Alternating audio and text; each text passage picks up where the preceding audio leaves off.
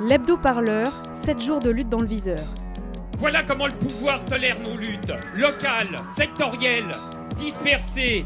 Eh bien, pas de bol pour lui. Aujourd'hui, nous changeons les règles du jeu.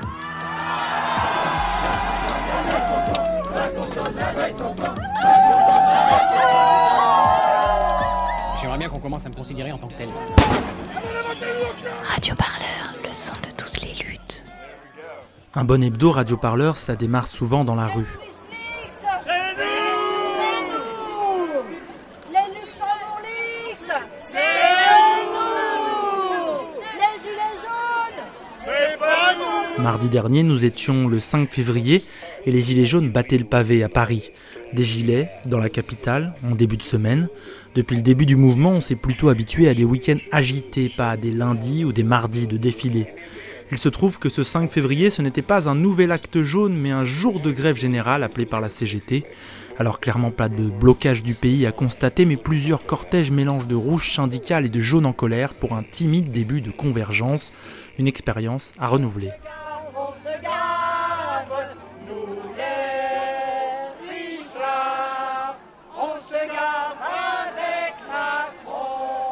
Ah bah nous on est les riches.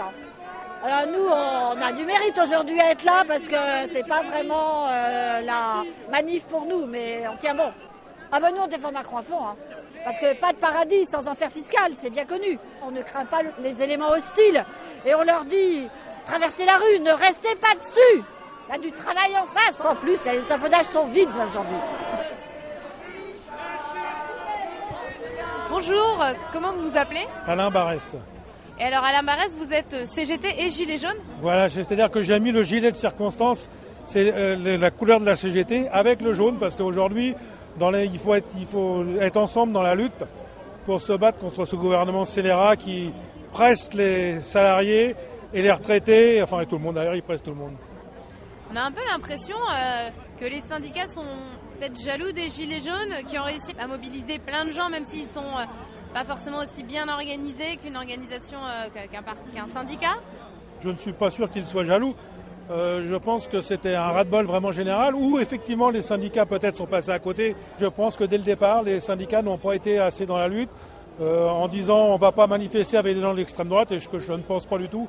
Je ne pense pas que les Gilets jaunes sont des gens d'extrême droite. Mais en 68, ça s'est un peu passé comme ça. Les syndicats ont été à la ramasse et ils ont pris le train en marche et pour le coup, on a réussi à faire quelque chose.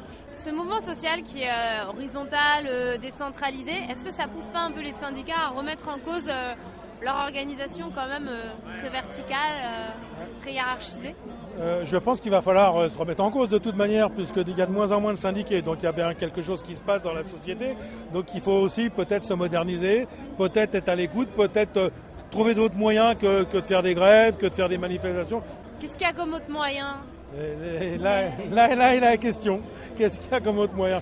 Déjà, il y a les élections. Aussi, quand on va voter, il faut faire attention à ce qu'on vote. Et puis peut-être inventer quelque chose que moi, je ne sais pas pour l'instant. Emmanuel Macron, ami des patrons, on vient te chercher chez toi. Emmanuel Macron, aux têtes de con, on vient te chercher chez toi. Bonjour, comment vous vous appelez ? Jocelyne. En tant que gilet jaune, pourquoi vous participez à une manifestation syndicale ?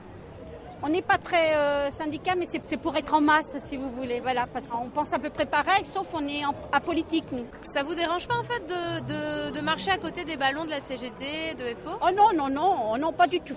C'est des êtres humains, ils sont comme nous, ils se battent pour quelque chose aussi. Ils se battent pour le pouvoir d'achat, ils se battent pour tout ce qui se passe dans le monde. Et tous pareil, on demande tous la même chose en fin de compte. Puis surtout, de ne pas voir des personnes âgées manger dans des poubelles, voir tout le malheur qu'il y a en France. Il faudrait, on se bat à peu près tous pour la même chose, mais on n'est pas syndicalisés. Demandez l'humanité, demandez l'humain, le journal officiel de la fête, demandez l'humain, le journal officiel de la fête. De gauche depuis ce matin, il est de gauche, l'humain. C'est une plaisanterie. Comment vous vous appelez ? Martine. Vous êtes militante attaque, c'est ça ? Oui. Pourquoi je suis venue à la manif ? Parce que tout le monde est dans la rue. Parce que le peuple est là. Et qu'on ne va pas traverser la rue, on la remonte. Ça a été un peu long, la convergence, non ? C'est la politique du pas à pas, un pas, on en fait encore un autre et un autre et un autre et un autre ou alors sinon on fait la révolution. C'est vrai qu'on est des grands spécialistes de la question, mais ça fait des morts. Liberté de manifester, liberté d'étudier, liberté de manifester. La révolution. Avant de faire des morts, ça peut surtout rafraîchir les esprits. Les femmes ont été au centre des débats cette semaine, avec en particulier un procès Baupin à retrouver en reportage sur Radio Parleur et en live tweet sur notre compte Twitter. Les femmes, elles sont aussi nombreuses au sein du mouvement des Gilets jaunes. Parmi elles, il y a Oriane. Elle fait partie de l'organisation des manifestations de femmes Gilets jaunes le dimanche matin. Invitée le 1er février à intervenir à la soirée dédiée au mouvement organisé par le site Révolution Permanente à Paris, elle a pris la parole. Un témoignage que vous retrouvez dans le podcast de cette soirée intitulé « Gilets jaunes, le retour du spectre de la révolution ». Voilà, donc on va donner maintenant la parole à Oriane, femme gilet jaune, organisatrice des manifestations de femmes et qui va nous dire 2 mots. Alors Chérifa qui est là et moi avons créé la première femme gilet jaune, la première page femme gilet jaune en France, juste après qu'Emalan ait déjà apporté son soutien aux gilets jaunes en créant des événements intitulés Féministes pour la justice sociale. Nous sommes féministes, nous ne faisons pas la une de Closer, mais la lutte pour les droits des femmes, nous la vivons dans nos corps, nous l'éprouvons dans nos chairs et dans nos actes chaque jour pour arriver à survivre. Chérifa et moi, on vient de l'armée du salut. J'y ai vécu 7 ans et Chérifa y vit encore. Le néolibéralisme actuel est à ce point obscène qu'il arrive à faire son profit et à engranger des milliards d'euros, même sur la situation des femmes les plus vulnérables. L'armée du salut, c'est une entreprise internationale de charity business. Là-bas, les femmes payent 500 € les 9 mètres carrés. Elles sont expulsées et mises à la rue quand elles ne sont plus rentables et qu'elles ne peuvent plus payer. Et en plus de ça, nous sommes culpabilisés et humiliés, et surtout quand nous brisons les omertas. C'est à croire que un bon pauvre, une bonne pauvre est un pauvre qui se tait, mais plus que ça, une bonne pauvre est un pauvre qui est morte. Elle se taira à jamais, et là, enfin, tout le monde, ça fait l'unanimité.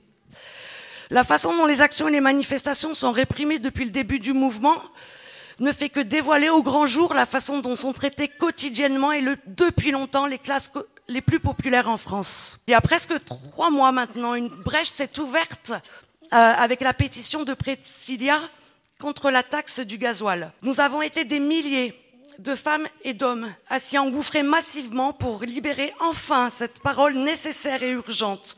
C'est ensemble que nous avons trouvé la force de briser ces omertas et que nous avons réclamé la justice sociale, fiscale et pénale, et pour dire nous aussi on a envie de vivre. Nous avons pris les ronds-points, les espaces publics, les réseaux sociaux, nous sommes montés sur les barricades, nous aussi les femmes.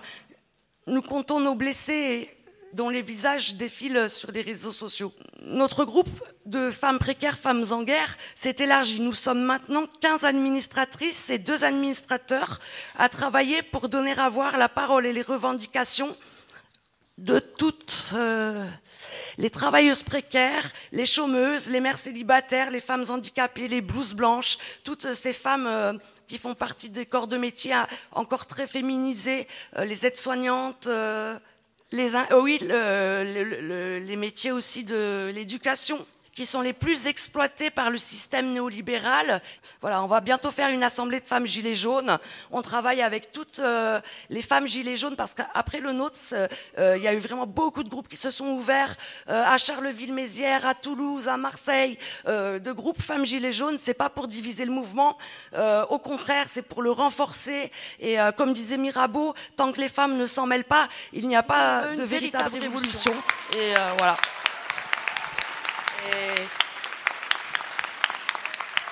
Merci. Violence sexiste, violence sociale, même combat contre le capital, femmes précaires, femmes en guerre, femmes gilets jaunes, on est là et on va rien lâcher. On veut des actes, pas du blabla. On veut des actes, on veut vivre. L'hebdo-parleur, 7 jours de lutte dans le viseur. Vivre et même pourquoi pas rire un peu, ça nous fait du bien. Pour ça, rien de mieux qu'une messe dédiée à notre messie à tous, le dieu argent. Les Oscars du capitalisme sont en tournée dans toute la France et nous proposent une cérémonie des doigts d'or présidée par le pape 40 et le cardinal Triple A, rien que ça. L'occasion de récompenser les meilleurs capitalistes de 2018. Ils étaient de passage à Paris, on en a profité pour demander quelques conseils. Oui, tendez-moi votre main. Voilà, signe de richesse. Merci beaucoup. Bonsoir. Je suis journaliste pour Radio Parleur. Oui. Et voilà, j'aimerais bien m'entretenir avec le pape 40. C'est bon. Faut prier beaucoup pour pouvoir avoir une apparition du pape 40. On espère l'avoir avec nous ce soir. Voilà, on va l'invoquer tous ensemble en disant de plus en plus fort pape 42, pape 42, comme ceci jusqu'à l'orgasme. Attention, c'est parti, vous êtes prêts? On y va? Tous ensemble? Pape 42, pape 42. Je suis le pape 40 de l'église de la Très Sainte Consommation, le fils du dieu argent descendu sur terre de Dubaï pour semer cette bonne parole, travaille, obéit et consomme. Et je suis le cardinal Triple A, son fidèle assistant, venu également exorciser ces saletés de pauvres et rendre un hommage éternel à notre dieu argent. Qu'est-ce qui va se passer ce soir? Nous allons rendre hommage aux serviteurs zélés de la Sainte Croissance et du Capital à travers des catégories comme la catégorie du meilleur acteur, la catégorie de la meilleure réplique, de la meilleure bravoure policière. Et dans toutes ces catégories, il y aura un seul gagnant qui obtiendra le prix ultime, le doigt d'or. Voilà. La consécration ultime pour une carrière de politicien ou d'homme politique, ou de capitaine d'industrie, évidemment. Suspense. Le gagnant du doigt d'or. Et le gagnant est... Donc, Alex Vizorek. Bonjour. Bonjour. Vous êtes ici, pourquoi vous êtes ici? Je viens rechercher un prix parce que, en tant que communicant d'Emmanuel Macron, nous avons sans doute gagné le prix de la meilleure phrase de l'année, qui était brillante. Si tu cherches du boulot, il n'y a qu'à traverser la rue. Et c'est vrai que c'était brillant. Le gagnant, c'est Emmanuel Macron. Emmanuel Macron, qu'on retrouve dans le Netflix 4 pour trouver un emploi, il suffit de traverser la rue. Et nous accueillons... Eh bien voilà, Emmanuel Macron malheureusement n'est pas parmi nous ce soir, mais il nous a envoyé son parolier, celui qui lui a écrit tous ses tubes. Je vous demande un tonnerre d'applaudissements pour Florent Pagnol. C'est un bonheur de travailler en tant que communicant de Macron parce que l'arrogance, il doit pas la travailler. Et ça, on gagne un temps considérable. Moi, j'ai qu'à écrire de la bonne punchline et lui, il la vend avec brio, quoi. C'est chouette, on est une belle équipe. Les nommés dans la catégorie de l'extrême doigt d'or sont Éric Zemmour dans Intouchable. On doit donner des prénoms dans ce qu'on appelle le calendrier, c'est-à-dire les 5 règles. Alors, je m'appelle F7, moi. Et ben, votre mère avec tout. Exactement. Vous voudriez donc que je m'appelle comment? Corinne, ça vous irait très bien. Est-ce que vous pouvez vous présenter s'il vous plaît? Oui, je suis Stéphanie de Moradon. Vous êtes la femme d'Éric Zemmour? Je suis sa sœur, sa cousine et également sa femme en effet, oui. C'est pas trop de pression de recevoir ce prix là pour l'année 2019, du coup vous allez devoir être à la hauteur de ce doigt d'or Alors je ne suis pas très inquiète parce que Éric est quelqu'un qui sait maintenir le niveau, le cap, il est toujours très très à la hauteur, il n'y a qu'à lire ses œuvres. Parfait. Est-ce qu'on peut faire l'interview sans Stéphanie de Moradon? Mais volontiers. Et quel accueil vous recevez du public? Le public qui vient est un public qui sait ce qu'il vient voir, c'est pas des égarés qui viennent par hasard ou par erreur. Donc c'est un public très chaleureux et très bienveillant. Donc on sait ce qu'on fait. Voilà, on sait qu'on peut se permettre de dire des choses qu'on ne se permettrait pas ailleurs. Première, deuxième, troisième génération, nous sommes tous des enfants d'héritiers. Première. Et un petit conseil pour les pauvres qui nous écoutent? Suicidez-vous.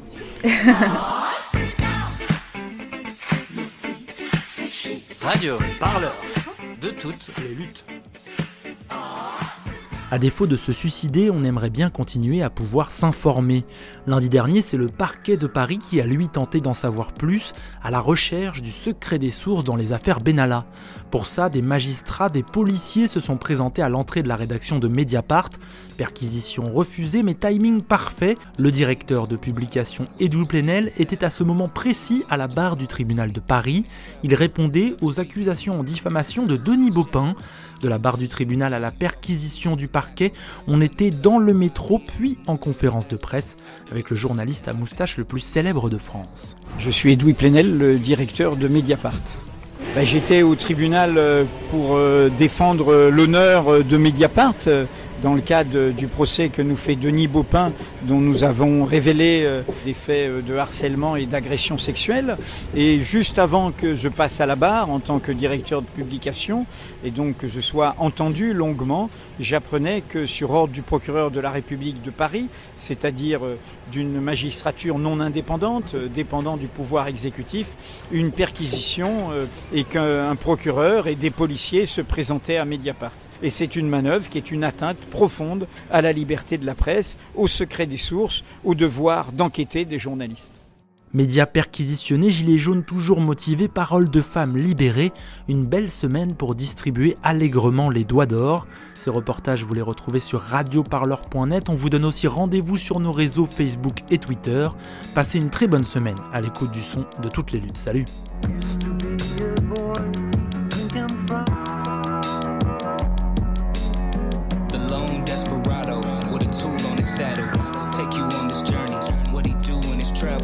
Never speak or eat, but he snooze in the shadows. Get nutritional values off of chewing tobacco. When the sun rises, he on the move with a lasso. After his son died, packed up and moved to El Paso. Revenge in his spirit, hatred in his eyes. Reaper in this desert, taking killers' lives. Take a man pride, watch that man cry. So he